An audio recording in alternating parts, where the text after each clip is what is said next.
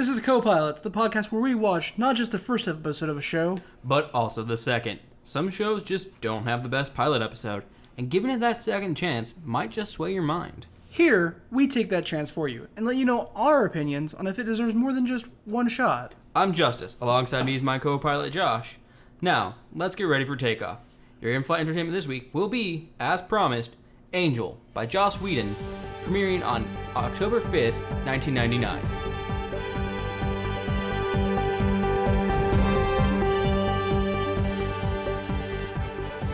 So, Angel premiered on the same night as Season 4, Episode 1 of Buffy the Vampire Slayer. Which, if for some reason you didn't know, Angel is a spin-off of Buffy the Vampire Slayer, also by Joss Whedon, where we follow the character Angel from Buffy the Vampire Slayer. Wait, this is related to Buffy? Yeah, not the show though, just the shitty movie before that was ruined by producers and directors, not the writer. Okay, see, I thought there was a connection, but I just didn't see it. I'm joking, of course. Buffy is probably one of my favorite TV shows I've not finished. Yeah. But Angel is a spinoff, like you said. At the end of Season 3 of Buffy, Angel leaves because he went on a killing spree because he lost his soul again. Which, in case you're wondering, no, we're not spoiling anything for you by telling you that Angel lost his soul. Or also that, hey, guess what? Angel's a vampire who was cursed by a bunch of gypsies after he turned their, chief's daughter or whatever into a vampire. No, he just ate her. No. It's the weird, crazy chick who gets visions. Oh, yeah, okay, yeah. But that part doesn't matter, no. He was cursed by gypsies, and he got his soul back, because in the world of Buffy, vampires are actually just humans that have been bitten, and when they get bitten, they get inhabited by a demon. So Angel gets his human soul back, and is cursed. But, then he sleeps with Buffy, and he has that perfect moment of happiness, which we all otherwise know as orgasming, and he gets cursed with the cursed stuff things, and he gets his demon back. So, that's not spoilers. That's actually just the first 10 minutes of the first episode of Angel. Oh yeah, we get a guy who shows up and explains all this to us. His name is Doyle. He's a half human, half something. We don't know yet. Yeah, but as to why we're getting this Angel spinoff is, well, Angel goes on his whole I'm a demon again killing spree. They end up turning him back, but he doesn't want to endanger Buffy or her friends anymore. So just before Buffy graduates, well, actually just after, and before she goes to college, Angel says, peace out, I'm gonna go and live in Los Angeles. And he does. He moves to Los Angeles, and that's where the show picks up. Yep.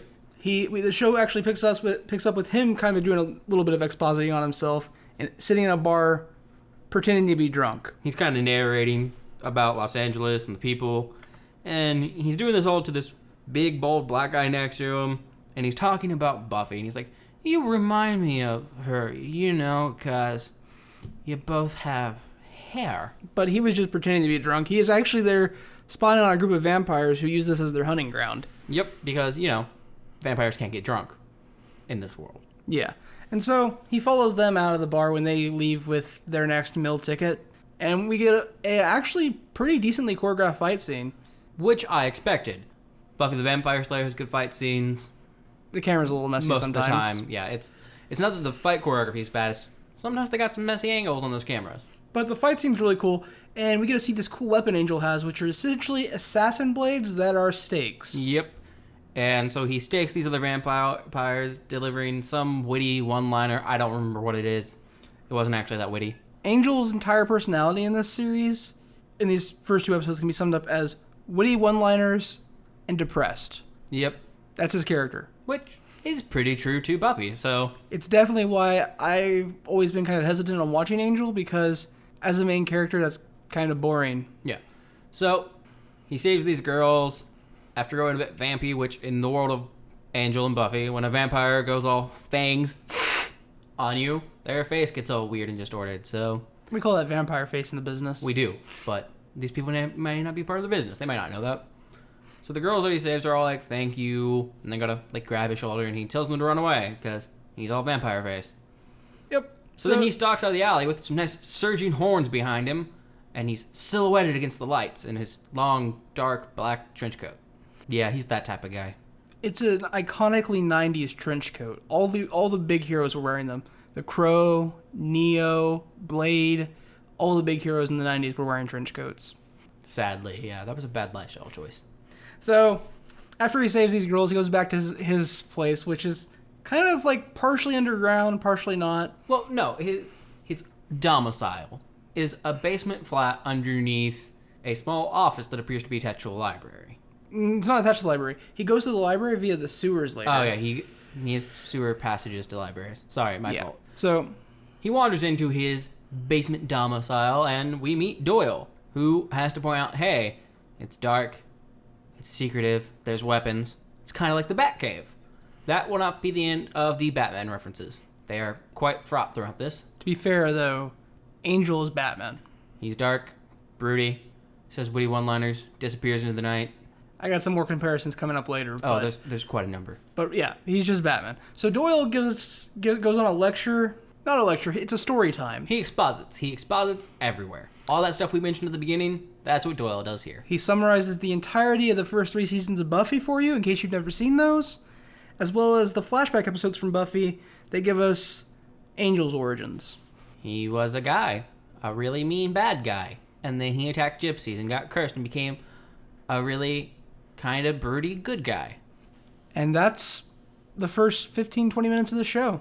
Well, except for we also do get Doyle kind of explaining why he's there, which is he gets visions, and the visions apparently have kind of led him to Angel, and he wants to help Angel stop whatever these visions entail, and also he wants to make Angel relate and deal with the world around him and interact with it instead of just being the dark defender that this city needs. Not that the city needs. That it deserves. That it deserves, yes, sir. Also, my Batman voice is a failure, in case you're all realizing it. I know. Doyle gives us some expositing. He's like, yeah, so I got this vision about this girl, and she works at this coffee shop. Her name's Tina. She needs your help. I don't know how she needs your help or why she needs your help, but she needs it. Go stalk her. Why? Because I got a vision, and I'm pretty sure my visions are from some all-powerful being. I don't actually know if it's good or evil, but it's an all-powerful being. We should go stop things. So, Angel goes and stalks Tina. And it's incredibly awkward. He doesn't know how to talk to people because he's 200 years old and just came out of a really rocky relationship. With a 17-year-old. Yeah, let that sit in there for a moment. I hate vampire romances. They're always awkward and just creepy when you stop to think about them. So, he stalks this girl at the coffee shop, gets her name. They flirt a little bit. He flirts really badly. He stumbles through social interaction and manages to fall upwards because he's pretty. And so, he ends up waiting for her to get done with her shift. And she comes out after work, and, surprisingly and happily, looks like he didn't succeed. She's aiming mace at his face. She thinks he was sent by her ex-boyfriend, who apparently is some type of thug. His name is Russell. That's right, a thug named Russell. Gonna be my EP. Dropping in a few days. Guys, watch out for that. And so, after convincing her that he's not with Russell, they end up going to a party together. Her friend's throwing the party, and her friend owes her money, so... Yeah, it also seems that her friend is a networker. She's bringing in all these stars and people and other people in the business, producers, directors, and... It should be noted, the reason she's going to little mingling. That she's going to this friend to get her money is because she's trying to get out of L.A. But why is she in L.A.? Well, she comes from a small town in Montana. And she's a cliche of a cliche. That's right. She's a failed actress. She's a failed actress who's a waitress. Yep. Luckily, it's not a motel bar. Hotel bar. Oops. But... So, we get to this party. She disappears because she needs to go find her friend. Yep. And that leaves Angel to awkward through the party. Which results in just this random guy walking up to him and telling him, "You're an actor." He tries to protest, "I'm not an actor." No, that wasn't a question. You're an actor. And he hands the guy a card. He hands Angel the card for his business. It was probably the most amusing moment in this episode for me, at least.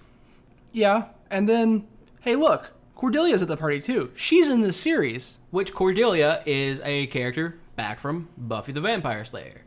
She became an actually pretty central character in the first 3 seasons. Oh yeah, she actually became really enjoyable. And then she's just gone after a messy breakup with Xander, another one of the characters. She comes back in a later season, but for now, she's over on Angel, the B show. Yep. She smackdown to Buffy's Raw. She is the stereotypical, I want to be, or I am the head cheerleader, I'm rich, I care about cars and fashion. She used to be rich. Her parents lost all their money to the IRS. Turns out you gotta pay those tax things. Just a little bit. Yeah. Anyways, he runs into Cordelia. They have a bit of a conversation. And this was the first moment of comedy in this show for me.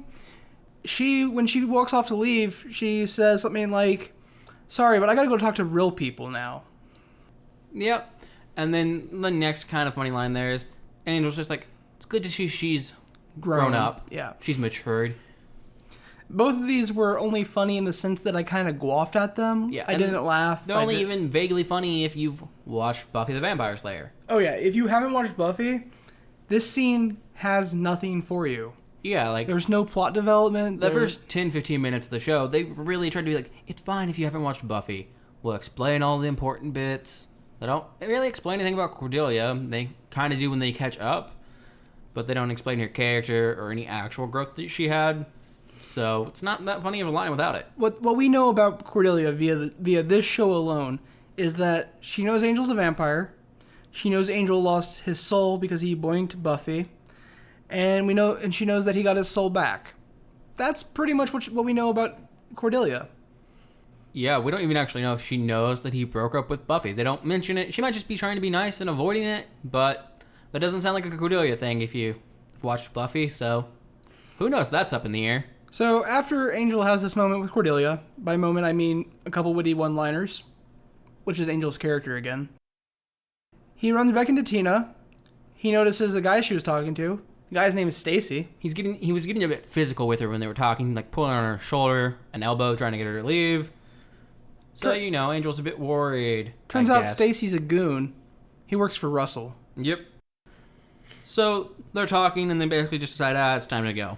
So, Tina goes to get in an elevator and leave. Well, Tina and Angel get in the elevator. Oh, yeah. Sorry. And then they're getting out of the elevator. Two guys tackle Angel back into the elevator, and another guy grabs her and pulls her out. Tina gets nabbed by what I dubbed from then on the long-haired Luke Wilson lookalike. I actually thought he looked like a young Neil Gaiman. Nah, long-haired Luke Wilson, man. Okay. All the way. Anyways, she gets kidnapped.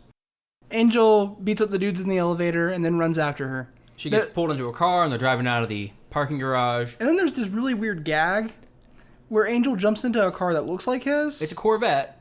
Tries to start it. Not a Corvette, it's a convertible, sorry. Tries to start it, realizes it's not his car, then looks over. And hey, there's my car. Gets in it, chases them down, and kind of forces them to crash. I just want to talk about that gag for a second, because it had no humor. It had no humor, it was just randomly out of place. It didn't fit in the scene. This scene's an important, action scene where he's trying to save this girl, and randomly he gets in the wrong car. We just stop all flow all of a sudden to try to make a joke. And I really do mean to use the word try there. They didn't succeed. Wasn't even mildly funny. I was just like, what? Did they sabotage his car? Oh, it's not his car. Okay. So then Angel gets his car started, plays chicken with them, with Stacy and his goon squad, causing Stacy to veer into another car. And then Angel beats him up and takes Tina back. Yep. And then he takes Tina to the Batcave. It's his apartment, I think. Yeah, it's his basement domicile, which I'm from here on calling his Batcave. But sorry, I got ahead of myself real quick. Right before they get there, they leave the parking garage, and then we cut over to Cordelia in her shitty, rundown apartment, listening to a voicemail. And hey, what do you know? She's not a successful actress like she tried to lead Angel to believe. Everything she told Angel was a lie. She said she lived in a nice beachside condo in Malibu, and that she was a successful actress. I don't think it was all a lie. She did say she didn't have a private beach. I feel like she still doesn't have a private beach. No, because she lives on the second or third floor. Exactly, no private beach. No private beach. But yeah, so she lives in this shithole apartment, and we get that voicemail from some manager, and it's just that there's no new jobs, no one wants her anymore, it's fine. And then we cut back to Tina and Angel in the Batcave. I don't think it's called voicemail. It's not, it's an answering machine. It's an answering machine message. Yeah. I'm sorry. My mind blanked there for a second. I was like, it's not a voicemail. Anyways, yeah, so she gets this message, and it's her agent being like, hey, I can't find you any gigs. Nobody wants to see you. Please don't call me back. I'll call you. And then it cuts back over to Angel and Tina in the Angel Batcave. So they're talking. She hasn't had the best of life since she came to Los Angeles, so she's just like, well, you saved me. I guess you get to fuck me. She has a really, really negative sense of self. She's just like, oh, hey, you saved me. I guess that means we have to fuck now. She is the princess at the end of every video game that everyone seems to think what would happen when you save someone. That's not right, guys. That's wrong. Angel does the right thing here, though. He's like, enough people are fucking up your life. You don't need someone actually fucking you when you don't want them to. Like, I'm just trying to help you. I'm not trying to help you for my benefit. Not really. So he does the right thing, and she starts crying because he's being nice to her, and then they talk. And what do they talk about? Well, they talk about Russell. Russell, who from this conversation we glean is an abusive ex. One of his previous girlfriends has just disappeared off the face of the earth. Honestly, I didn't get the impression that they were ever, like, dating. It never really struck me as an ex-boyfriend type of deal, especially when she starts to describe it. It sounds more like you do this thing for me, and I'll help you with your business. It's never my ex-boyfriend is a creep or anything. It's like, Russell's terrifying. Russell sends guys after people. If you're involved with him, you can't get away. Stuff like that. So he talks to her about this stuff, and then she finally goes to sleep. Yep. And there's a scene that cuts us to a library. It's really unclear how we got to the library. Yeah. But Angel snuck into this library and researching away, and man, do those computer programs look like they're from the 90s. Which, they are, so I give them that. That's fair. It's like they didn't have access to technology from the future. Oh, wait. So he finds out that the friend Tina had mentioned had indeed been murdered. And that there's quite a few other people that can be kind of linked back that don't really seem like they exist anymore. And so we get a scene of him traveling through the sewers and coming up through a hole in his floor. I missed that scene, as you heard earlier. I didn't realize the library wasn't above where he lived. I was busy felching alcohol at that moment. I was kind of bored. And so what we know here is Angel's basement apartment connects to the sewers so that he can travel during the daytime. It's highly convenient, and I have no idea how much that costs in LA. Like, that sounds insanely expensive. Yeah. And illegal. Yeah, it does. So he gets back to his apartment. And Tina's having a nightmare because, well, she's been through some stuff, guys. And so he wakes her up and comforts her. And then she sees the note that Doyle gave Angel. Says her name. Where she works. The address of where she works, and she's just like, oh, you're a liar. You are with him. This is all just some sick game he's playing. So she runs up the stairs and goes to leave. And when she does that, Angel tries to stop her. But doing so, he goes into the sunlight. He catches a little bit of fire. He vampire faces at Tina. And she rightly freaks the fuck out. And runs home. To her apartment, which is definitely the safe and smart move. Where Russell is waiting for her. Because guess what? He owns that apartment. He's not own an apartment complex rich. He's I own city blocks in LA kind of rich. Yeah. Mind you, she doesn't know right away he's there. She goes to pack her stuff up, and she's digging around one of her drawers when he says something. So she turns around and pulls a gun on him. And this scene, he's insanely manipulative, super manipulative, super gaslighty of her. He's like, oh no, I didn't do any of that stuff. Denise went home. She said she wanted to go home. Your friend Denise that you think went missing. She went home. I'm helping her with school. I just talked to her yesterday. She said she wanted to go home. I paid for the bus ticket. I talked to her yesterday. She's going back to school, so I'm going to pay for that. So this scene establishes Russell as super manipulative, super gaslighty, and a vampire. Because he eats her. She's dead. Tina died. He gets her to lower the gun and gets her right next to her, and she's like, and now let's go all vampire face and I'll consume your blood. I do want to point out here, though, it's not important for this episode so much, but Tina is a 20-something blonde, which kind of fits the description of Buffy. So just keep that in mind for the next episode, and I'm pretty sure it's an ongoing thing throughout the series. I haven't watched the whole series, but it makes sense. Yeah. So then we cut to Angel running in, and he sees Tina's just dead. Killed by a vampire. I have no idea how that happens. So he charges back to his bat cave to talk to Doyle. There's some time elapse cuts here, like time has passed by, maybe a couple days. And after Tina's death, Doyle just becomes much more active in this thing with Angel. Yeah. So at this point, Angel's on the hunt. He's looking for Russell. His plan is to find Stacy and the Luke Wilson lookalike to figure out where Russell is. And on the other side of this, Russell, who lives in a giant mansion... Because why wouldn't he? ...is watching video from that party that Angel and Tina were at. and catch a sight of Cordelia. Well, specifically at first, he's doing that weird creepy thing, and he's watching Tina because, man, she had something special, didn't she? As he says to his lawyer, who is behind him, informing him, you didn't know her, you haven't seen her in a week, you were in a board meeting when this happened. So, the law firm's covering up these murders. Which, for those of you interested, the lawyer is played by Christian Kane, also known as Elliot from Leverage and a lot of other stuff. He's a country musician. That's what I know him for. I love him. He's great. But, yeah, so this law firm's covering up murders, knows Russell's a vampire, and is just in on the whole thing. But it's this scene, though, where Russell lays eyes on Cordelia, and he's like, I want her. His lawyer's like, do you want us to, like, make her a long-term asset? A long-term engagement, a long-term asset. He's like, no, I'm just hungry. So, Cordelia's his next meal ticket. We're ramping up the stakes. Angel needs to find Russell before Russell finds Cordelia. So, we cut over to Angel just beating up the Luke Wilson lookalike, getting information. And then from there, we cut to Cordelia in her apartment getting a call from Tina's friend that hosted the party. Before she gets the call, though, this is one of the funniest scenes in the episode. She's sitting there, and she's doing this self-affirming meditation. People like you. Your positive aura attracts people.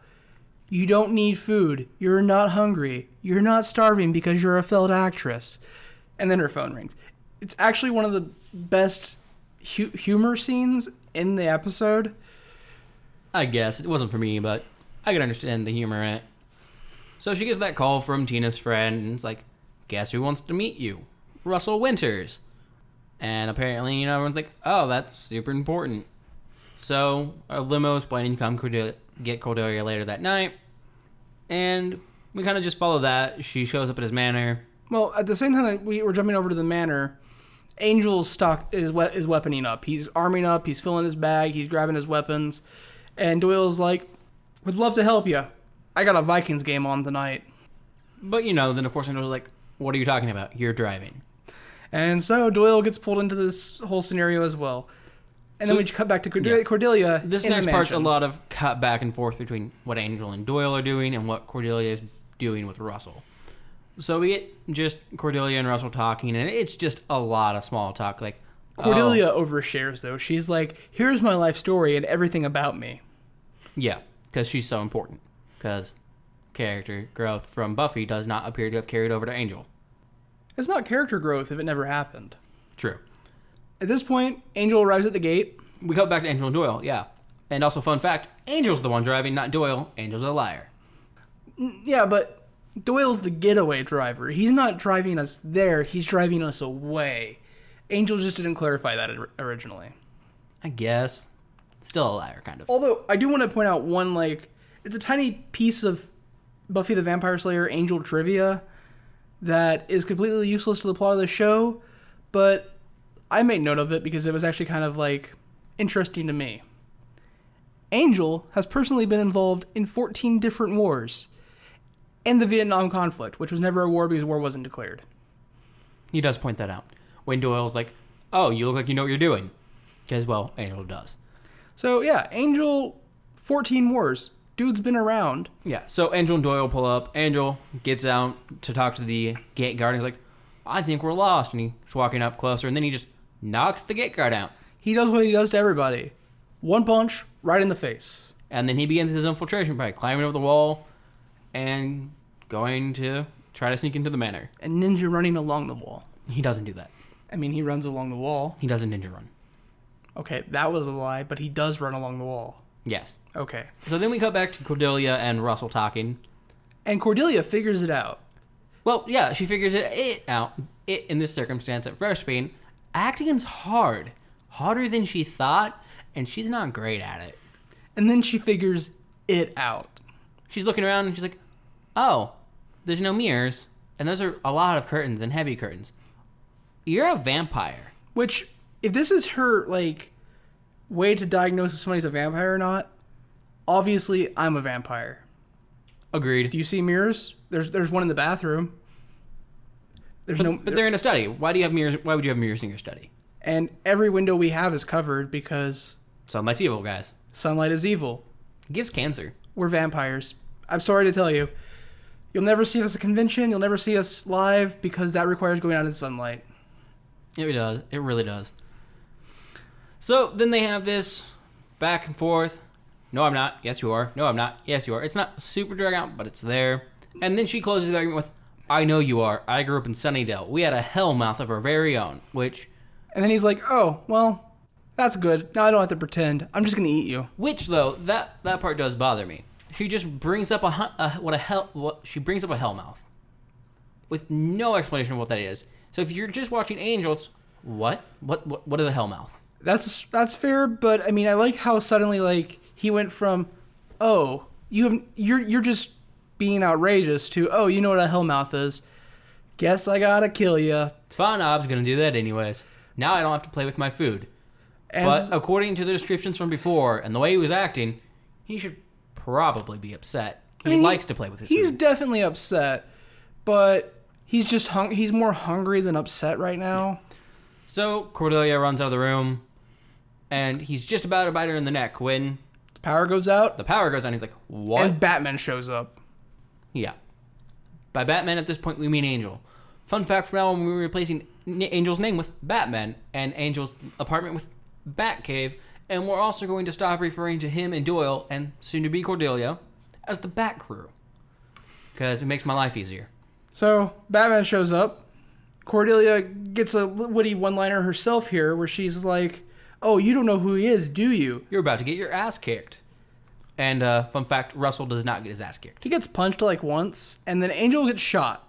Several times. Multiple times. So he jumps over a banister into the main foyer, and they run out the front door. Meanwhile, we cut to Doyle, who decides, fuck it, I'm out. He hears gunshots, and he's like, yeah, it's time for me to leave. So he backs out and goes to drive away. He's like, ah, damn it, I'm too good of a guy. So he turns around and drives the car into the gate. The gate does not move. He drives this car, this really nice convertible, just floors it right into the wrought iron gate. Honestly, they're lucky it still works, because he hit that thing hard. So then we cut back to the Batcave, where Batman is getting the bullets removed by Cordelia. Cordelia's his nurse now. Yep. Or his Alfred? Alfred does the bullet removal. True. So, after this scene, Cordelia's scared because Russell might be coming after her still. She tries to affirm herself that, he just saw Angel. He's not going to come after her. Batman gets a grim look on his face.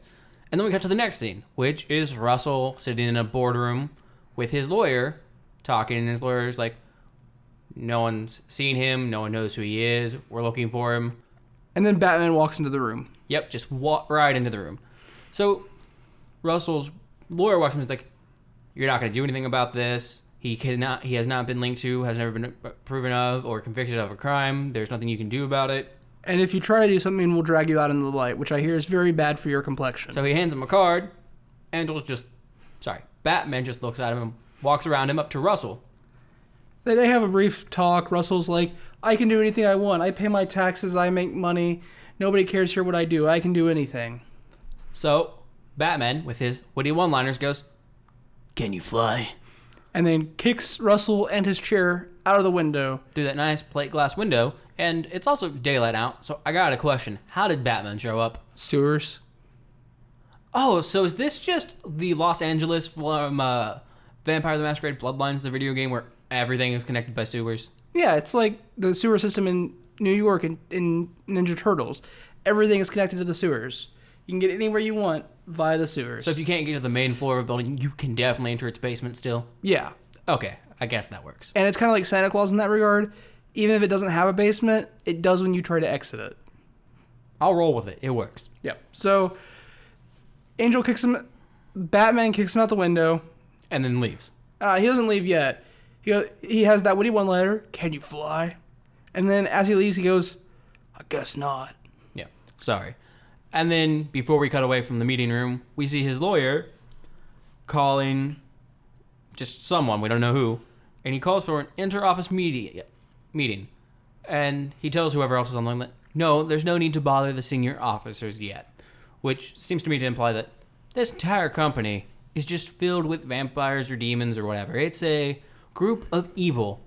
Whoever could have guessed that corporations are filled with evil, blood-sucking demons.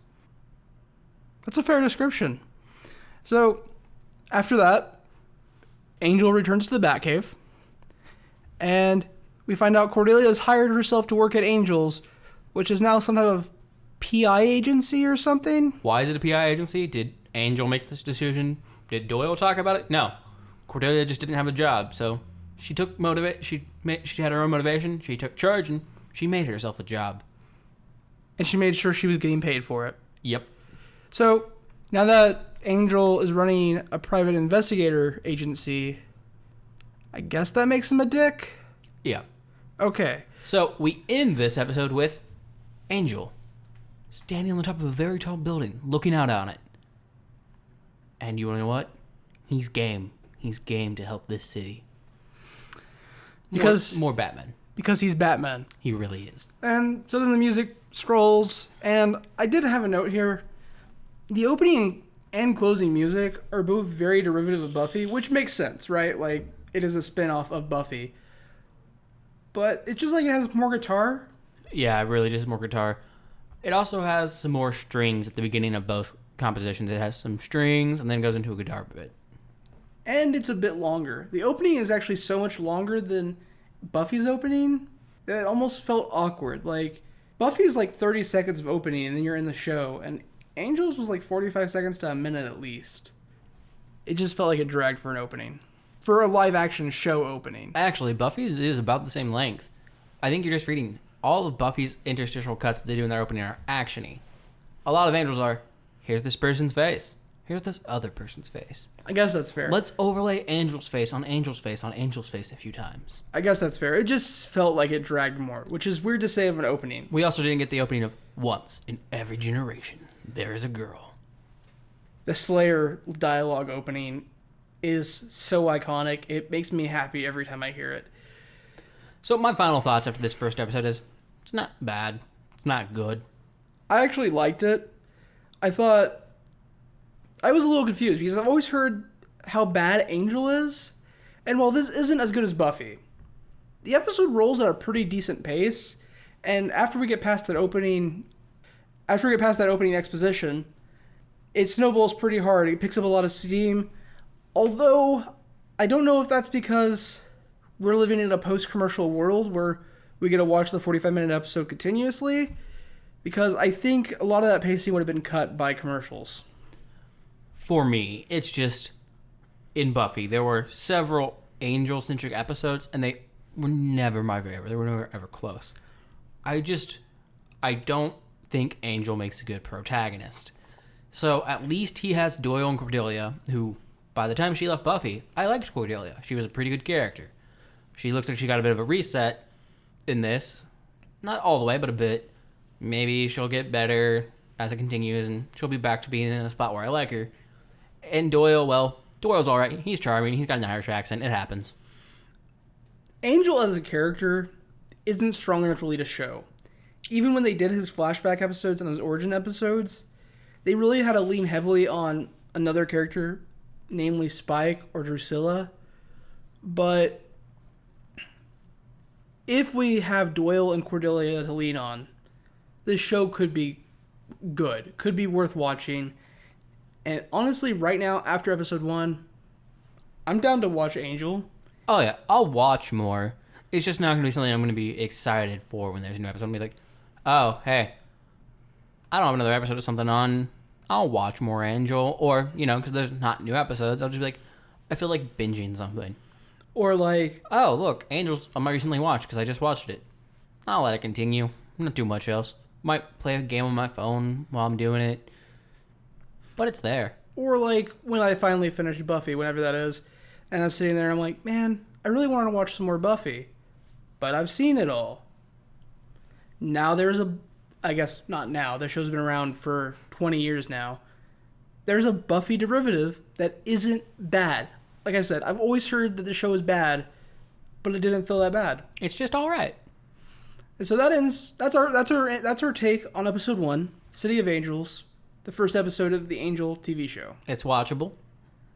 It's watchable. It's actually borderline good. It's Boreanaz good. That wasn't a good joke. That wasn't even borderline good. Anyways, that brings us to episode 2, Lonely Hearts. And this episode opens with the Bat Gang... Bat Crew, sorry. The Bat Crew hanging out in the detective agency office. Well, actually, it starts with Batman sitting in a chair in the darkness.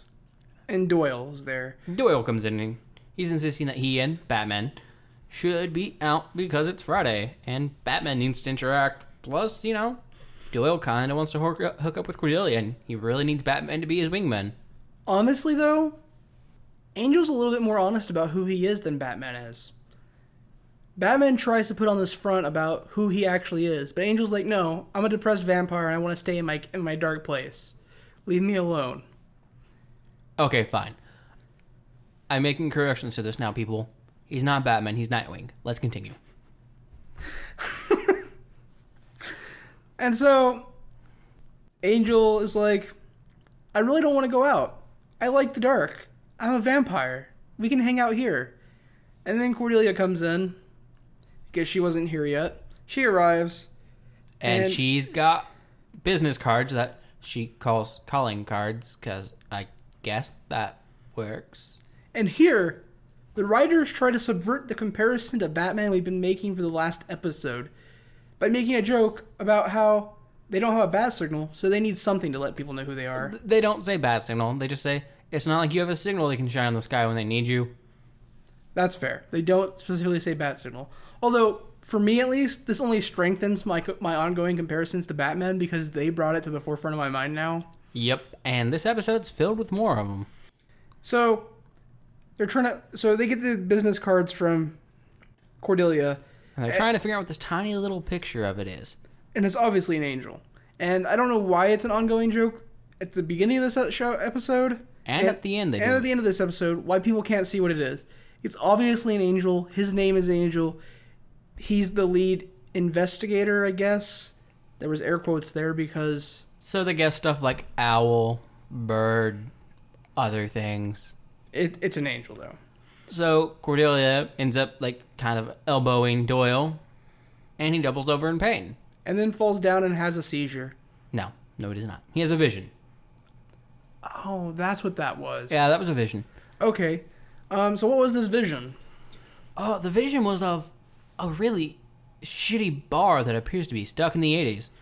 But, surely we have more to go on than that. His visions are supposed to help him stop things. No, it's just the bar. No idea who needs help, who's causing trouble. It's just a bar. Which this is actually in contrast to what he says his visions are in the first episode, where he says his visions give him a name and a face. And this one gives him a bar. Just a bar filled with people. Honestly, if I was Angel here, I'd be like, dude, I'm not going out with you. I get, this is obviously your way of trying to get me to come out. Yeah, this is definitely a ploy, man. I'm not doing it. Though I realize now we did forget to mention something important about Doyle. Oh, Doyle, yeah. We find out he's a half demon here. We found that out in the first episode. No, we found out he was half human in the first episode. And then he does this face shift thing where he has all these spikes in his face. But they don't say he's a demon in that episode. They don't say he's a demon, but in the first episode, his face goes a little shifty. Classic Buffy demon makeup art for his face.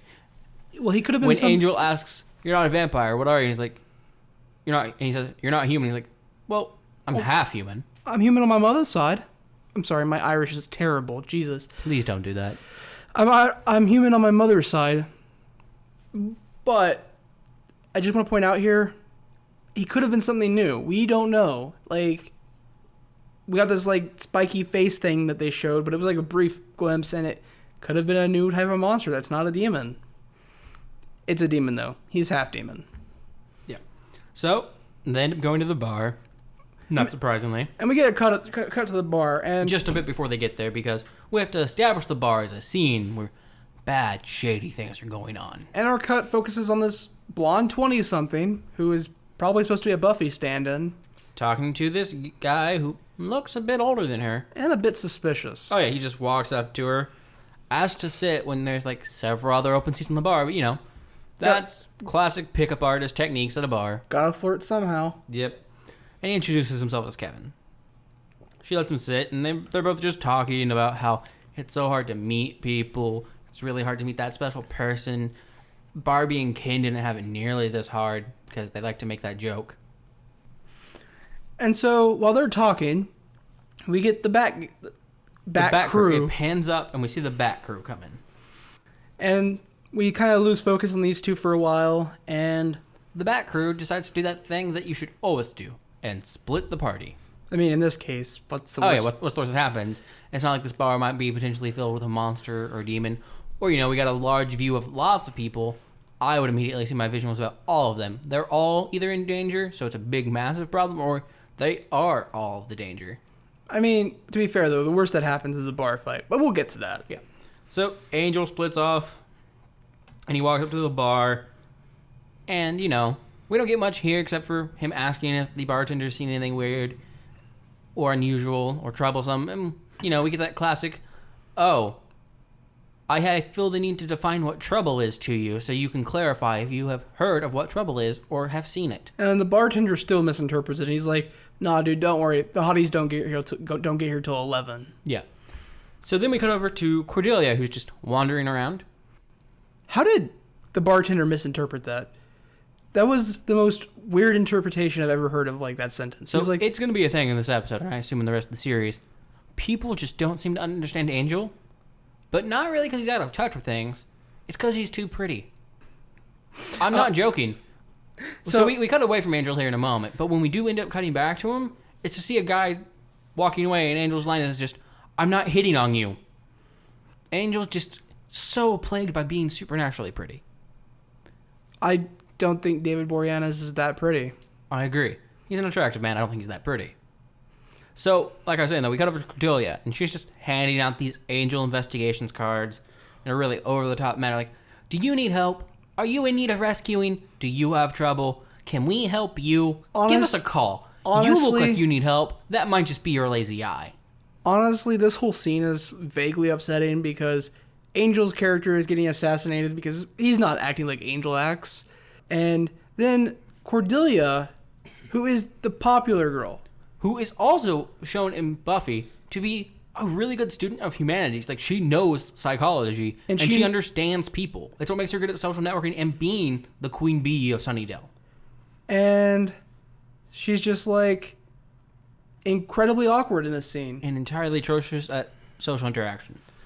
So Doyle walks up to her and he's like, no, that's not how you do this. So atrocious, in fact, that Doyle has to go and try and give her pointers on how to interact with people. Yep. He also points out, hey, don't be super over the top about this. We don't actually have a license. Angel is kind of a vigilante in this circumstance. He goes around, beats people up, kills the occasional monster, and also we don't have an investigator's license. Which actually comes up in the episode.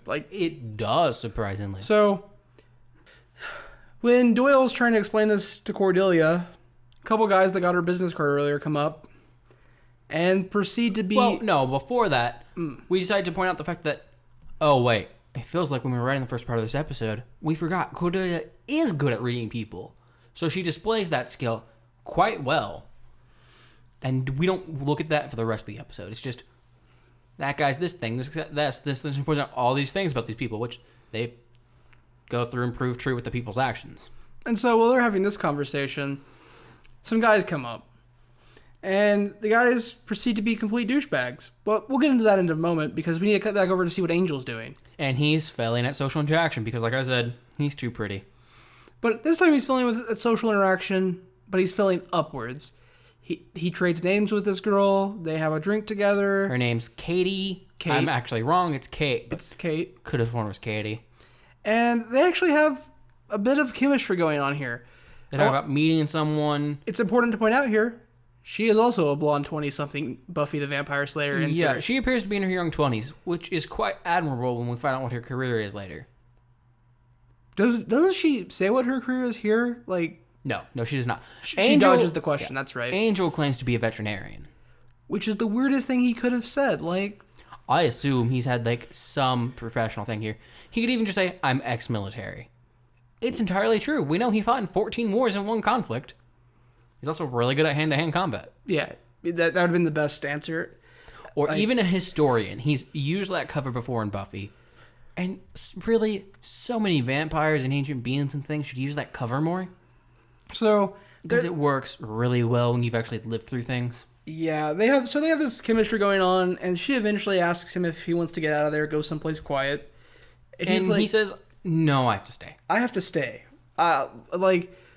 Which is kind of like the worst response you could give, right? Like, yeah. And then they just sit there awkwardly for a moment. The camera lingers, and then we cut back to Doyle and Cordelia. And the guys that walked up to them earlier are accusing Cordelia of being a prostitute. The main guy of the two is asking if the number on the card is like her number, and if he can like call her later.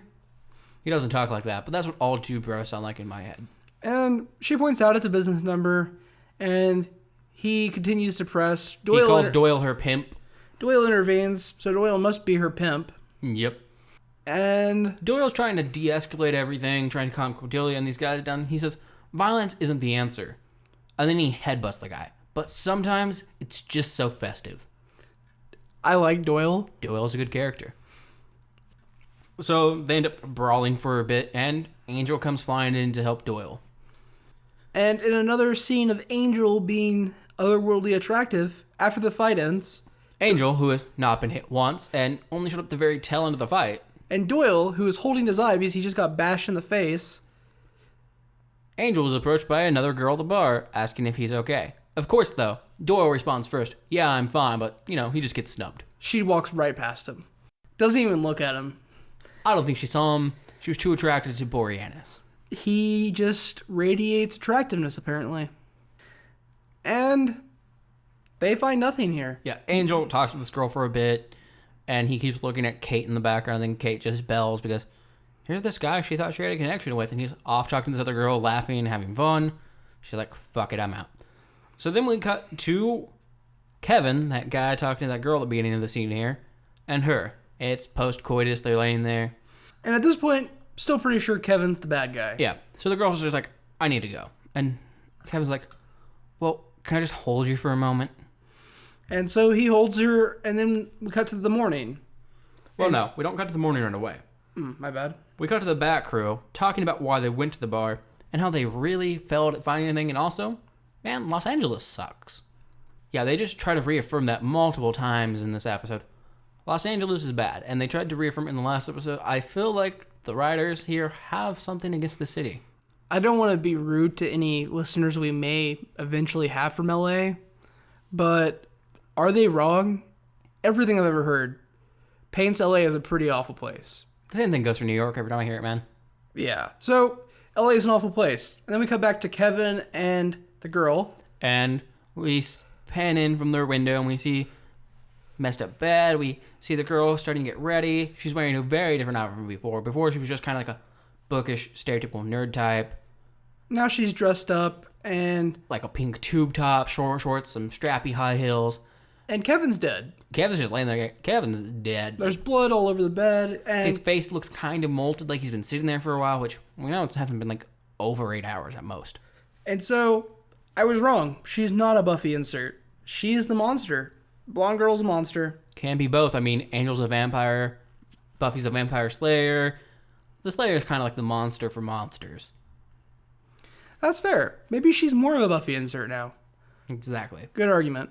So, we get some more investigation. They're back at the office, and they're digging through papers and the news and everything, trying to find more people linking to this bar that they went to.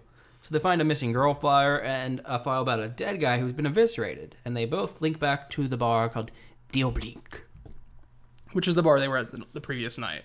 Which we didn't know the name of until now anyways. So, Angel has them start researching demons that are known to eviscerate. And this is where we find out that Doyle and Cordelia are the new Xander and Willow.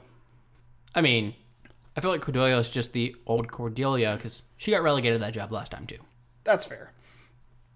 So, they go to research, and Angel goes back to the bar. Where, right on side of, he meets Kate from last night. And he's like, I feel really bad about last night. That was a bad thing to do. I'm sorry. But also, don't go in there. Things are going to be bad. Do not go in the bar. And she's like, yeah, but where are you going? In there? And so... she's like, tell you what. I can go wherever I want. And this is probably one of my favorite lines from the episode is, I can go wherever I want, and you can go to hell. And she walks off, and then Batman gives a one-liner. Been there. Done that. Yep. Because when he got his whole demon thing back in Buffy, when the demon took over, his human soul was sent to hell. Yep. And now he's just the witty one-liner guy who makes dark, brooding statements. So he goes in the bar after her. He sees Kate at the bar, and he sits on the opposite end of the bar. And next to Kate, we see the girl from The Night with Kevin, who I think they said her name at some point in the episode, but I missed it. It's Karen Reichler. Well, I know they say it now, but... Oh, they said Karen earlier. The Reichler part is an important part of the scene, though. So we see Karen talking to this guy, and the guy's just like, oh, I was a geek in high school. I've never dated anyone. And she's like, my job makes it so hard. I don't believe that. You could have your pick of any woman you wanted. And then... we cut to the other end of the bar. Where Angel's sitting there talking to the bartender, and this dude who is friends with Kevin comes up, and he's like, hey, bartender, have you seen Kevin? He didn't come to work today. Bartender's like, nah, he went home with that blonde girl down there at the end of the bar. Well, first he says he went home with Karen. And there's like the dowdy girl, and then they go on about how Kevin can do better than her. She's not the greatest, and blah, blah, blah, blah, just because we gotta bash on people and how they look. So. And Angel's suspicious because Kevin is just missing. Yeah. And so he's like, who is this girl? What's her name? What's her last name? So he gets Karen, and then before the guy walks off and leaves, he's like, Reichler. Yeah, the bartender's like, there's not a lot of last names in a place like this. And then Kevin's friend is like, her last name is Reichler. Don't let the bartender stonewall you. Yeah. So Angel walks off, and we lean on that shot for a moment. The bartender looks at Kevin's friend with a questioning look, and the guy's like, I tried to pick her up a few times. The question obviously being, how do you know her name? She's like, I tried to pick her up a few times. So Angel walks off. And he's digging through a phone book attached to a payphone. And those were a thing. An LA phone book attached to a payphone. Now, of course, there's miraculous magic going on here, which makes sense. Because in like 10 seconds, he finds the page that has her name and address on it. So he runs there. I just want to point out, while we were watching this episode, and I had the benefit of the internet, I did a quick search on Google White Pages for Reichlers in Los Angeles, and there was something like 40 of them. It would have took more than... Well, how many of them were Reichler K? Doesn't matter, because I had access to their first names and phone numbers. He didn't have access to their first names. Most phone books don't have their full name listed. Yeah, I know. And he's just like, oh, this is her address. Pulls the page out and runs off. I know that it's for storytelling purposes, but it's really, like... Yeah. So then we cut over to Karen and the guy she just picked up at the bar. She's trying to comfort the guy because it didn't last long. Premature ejaculation. Yep. It's a problem. So then they spoon and everything, and she's the big spoon. And we see this weird thing launch out of her stomach and start to dig into the guy's back. And then she's dead, and he's the new monster. Yeah. We get Angel showing up just as the guy finishes putting on his shirt, and we see the parasite kind of squirming underneath his skin there. So, of course, the monster has to dialogue about how it's just trying to find the right person. Very much like these people are trying to find the right people to date and love and marry and have kids with and 2.5 children. And a white picket fence. And a dog. No one likes cats. So Angel gets in a fight with Nerd Guy, who is now possessed by a demon. And Nerd Guy gets away. Why does Nerd Guy get away, though? I don't know. You're going to have to fill me in. He just slams Angel into a wall of glass. I was still trying to find Karen Reichler in Los Angeles. No, it's just this fight is choreographed well, and the thing he's fighting is pretty strong. But none of these blows are anything near like what we've seen Angel take. Like the thing that stops him from catching the guy is he gets smashed into a glass cabinet and then thrown into a corner, and he takes forever to get up from that. And then the guy's just gone because he took like a minute to stand up. And he gets up and is standing in the doorway, and there's the dead woman on the bed. And Kate walks in. Why? She's a cop. Actually, she's a detective. Which is incredibly, incredibly awesome, seeing as she's like 24, 25. Yeah, like I said, it's really admirable. You have this young woman who is already a detective, which... in the LAPD, one of the most competitive police departments in the nation. It's really hard to get to detective there. And she's a woman in the 90s. In the late 90s, like, she's put in a lot of work. Like, I'm legitimately, like, shocked and also kind of down. I'm like, that's awesome. But obviously, as much as we're congratulating her, obviously she thinks Angel's the killer. Which, I mean, it's probably part of the reason why she made detective. She's good at putting together two obvious things. Dead body? Dead body, creepy guy from bar. Look at that. 1 + 1 is 2. Angel's a murderer. And, you know, she's not actually wrong. Angel is definitely a murderer, except all of his murders are cold cases now. Except for the vampires he's recently murdered that have actual social security numbers and things. They're already dead. They don't count. He's a murderer and a re-murderer. Anyways, so she goes to handcuff him. They fight a bit. She handcuffs him, and then he does a spin kick into her head and jumps out a window. And calls Cordelia and Doyle, and they all meet up at Cordelia's place, which is not the previously established beachfront Malibu lodgings that she said she had. Instead, it's an actual shithole. Oh, it's horrible. Also, Cordelia has not kept up with cleaning. Why? She's used to maids. So, there's clothes here and there. There's a bowl with some leftover cereal and milk just sitting on the floor. That's disgusting. Leaving milk out. Jeez. Oh, yeah, it's horrible. So, it does turn out, though, that Angel does still have to help a 20-something blonde Buffy insert in this episode. You know, She just happens to be the police detective, not the woman from the first scene, or the woman that we thought was the monster. yeah. So, Which was the woman from the first scene, minus the fact that she was now a monster. Angel shows up to Cordelia's place. They explain everything. Like, legitimately, he just explains everything. They don't do anything else, really. And then, well, they don't do anything else besides really joke about Cordelia's poor living positions and not ask anything about how her life's actually going and why things are like this. Well, I mean, he does do them a favor. He's like, don't worry, it's not an eviscerating demon. It's called a burrower. And she makes a comment about something else, and I didn't quite understand the joke there because We didn't see any donkey demons because she thought he said burrow. That's the Spanish for donkey. Oh. Yeah, funnily enough, like burrito, you add ito to make things smaller. It basically sounds like a small donkey. I don't understand some things, man, but a burro is a donkey. I totally didn't understand no. the joke. I was like, what the fuck is she talking about? Yeah. He said burrower, not donkey. But yeah, so then we just get a lot of small scene cuts and transitions here of Angel hunting, the burrower going on dates, and Kate investigating his place without a warrant. And Kate hunting Angel. She doesn't immediately go to his place. But Yeah, but we do see her at his place without a warrant. At this point, I was like, man, if she opens the refrigerator, we know she's a reoccurring character because she's going to see all the blood in there. She does. For some reason, Angel's out of blood, conveniently. Which we know he keeps in his fridge because we saw Doyle look at it in the first episode. When he was looking for a beer. Yep. It's really convenient that there was no blood in there. If there had been, this Kate-Angel relationship could have been like an arc for the entire first half of the season. It really could have been. But we finished with all that stuff, and Angel returns to Cordelia's. He's going on about how strong this thing is and how they're going to need help. So, who does he call? Kate. That is right. And he's like, hey, I know you think I'm a murderer, but if you don't trust me, just bring a bunch of snipers and shiz.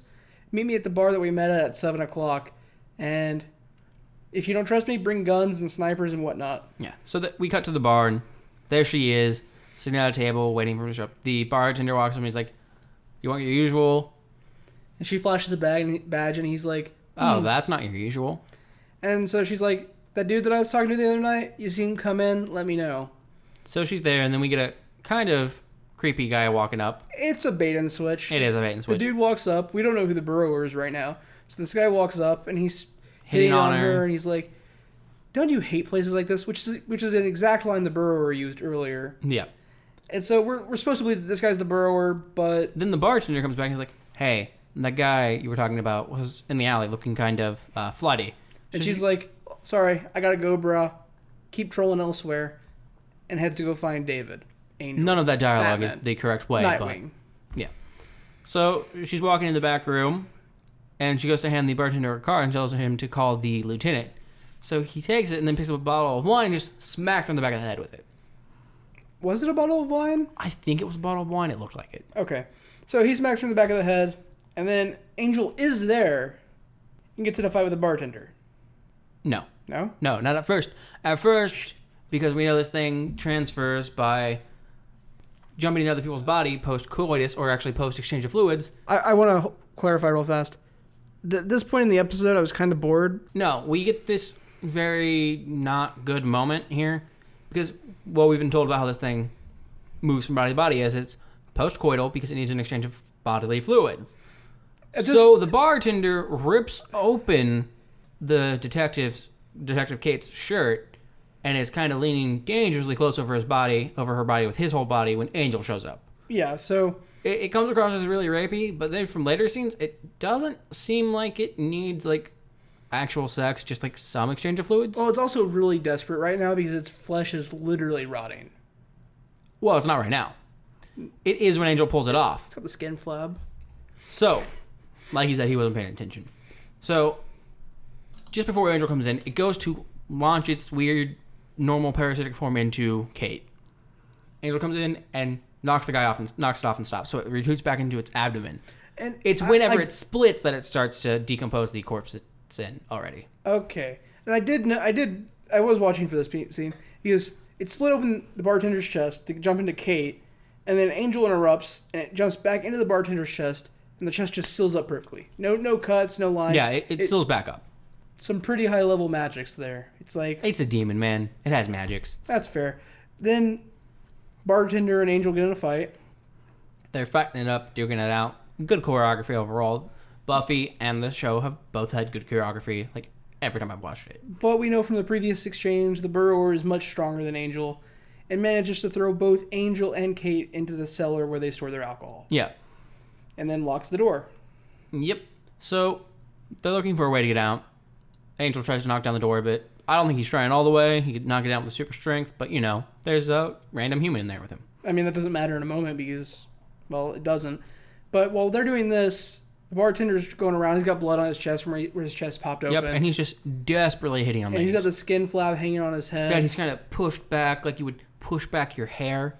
And he's just, like Justice said, desperately hitting on any woman he sees, trying to get them to cuddle with him. Yep. So then we cut back into the basement with Angel and Kate. And he looks up at a tall window, like 20 feet up. He's like, we'll go out there. And she's like, how? And he pulls out a fucking grappling hook. Because he's literally Batman. And now, instead of using the grappling hook to climb up the window, which is what I thought he was going to do. Yeah, it's, like shoot up to the ledge of the window, pull it tight, and then climb up that way. He grapple hooks a beam and then just pulls it out of the ceiling. I think he was trying to swing on it, but it just pulls right out. And then they use the beam to climb up the wall to get out the window. Yeah, no, they don't. The detective shoots the lock on the door. Oh. She looks at him, sighs, and shoots a lock on the door with her gun. Yeah, so they rush out of the bar after the bartender, and then they split up out the entrance. And then the bartender, we see grab a woman, and he's running down an alley, and Angel gives chase. Yep. And then there's an alley fight scene, and there's a hobo fire trash can. And we know from earlier, Cordelia mentioned that the Burrower, we got his name, I don't remember what that was, doesn't like fire, which Angel at the time replied, well, neither do I. Well, actually said, well, something we have in common. Yeah. So they get in a fight, and it looks like the Burrower's going to win. And Angel kicks it backwards into a can of fire. Just knocks it over. Into the hobo fire trash can. And the trash can spills fire all over the bartender, and he just goes straight up in flames. He is straight on flaming man. Yeah. And he's running at Angel. Well, he's stumbling painfully at Angel. And Angel's laying on the ground, and the bartender's going to try to give Angel a hug. Not to move the demon, but to kill him with fire. Yeah. And then we hear a gun go off several times, and Kate has put down the demon. And the demon's dead, and it just was very convenient that the demon was in the bartender when it died, because the bartender had connections to everybody that died at that bar. Yep. Angel and Kate are talking about everything at the end of it, wrapping it up. She admits to illegally searching his place because, well, that's what they should do if they want to have, like, a relationship in the future, a working relationship. I think she wants a relationship. Everyone does. It's because he's so pretty. Yeah. And then she gets her attention distracted by another police officer. Well, not before we get the call back to what is on this calling card. He hands it to her and says, if you ever need me, just call. And she's like, what is this, a lobster? It looks nothing like a lobster, guys. And then he grabs it back. She gets called by another officer, so she turns around, and then he disappears into the night. Because, when she turns back, he's gone. Because he's literally Batman. Yep. So then we cut back to the office for our final scene. It's Angel talking to the rest of the Bat crew, saying that, hey, they should go out. Yay, character development. He's stumbling over his words, though. He's like, it's Friday. We should, go somewhere, go out. Go out, like, as a group. Yeah. And they say no. And Doyle and Cordelia are like, or we could just go home. Yeah. And Angel, who had just shown a moment of character growth, was like... Immediately pulls back and is like, yes, the darkness. Turns off the lights in the office, drops down in his chair, and sits there. Yeah, we closed the show on the same as we opened. It's just him sitting in the office in a chair facing the camera at the beginning and at the end. So it bookends well, at least. Yeah. I'm still 100% convinced that every episode going forward is going to have a blonde 20-something woman that is highly involved in the episode because we have to continually remind Angel about Buffy. Of course. He can't be allowed to forget Buffy. He can't be allowed to move on. I'm not going to lie.